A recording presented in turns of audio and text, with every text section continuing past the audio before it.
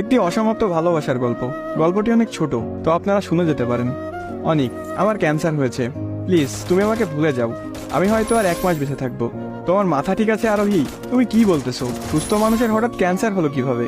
2 মাস ধরে অসুস্থ ছিলাম, কালকে ডাক্তারের কাছে এসে জানতে পারি আমি নাকি আর 1 মাস বেঁচে থাকবো। আমি বিশ্বাস করি না। আচ্ছা তুমি এখন কোথায় আছো? হ্যাঁ, খুলনা মেডিকেলের 5ম তলার 2য় নম্বর রুমে। ঠিক আছে, আমি আসতেছি তোমার কাছে। সত্যি বলতেছো না মিথ্যা বলতেছো সব প্রমাণ হবে। আসো, আমি অপেক্ষায় আছি। এরপর অনেক নিজের মোটরসাইকেল নিয়ে সোজা খুলনা মেডিকেলে চলে আসে। এরপর 5ম তলার 2য় নম্বর রুমে গিয়ে দেখতে পাই আরোহী স্যালাইন দেওয়া অবস্থায় শুয়ে আছে।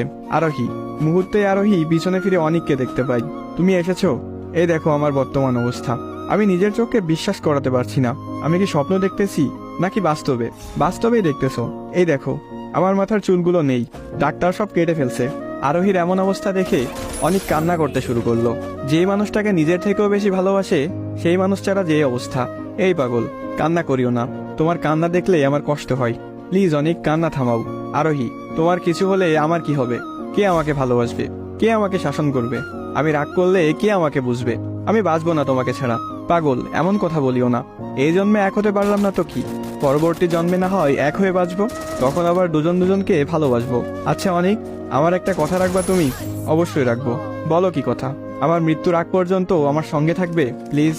শুধুমাত্র মৃত্যুর আগ পর্যন্ত না, আমি মৃত্যুর পরেও তোমার সঙ্গে থাকতে চাই।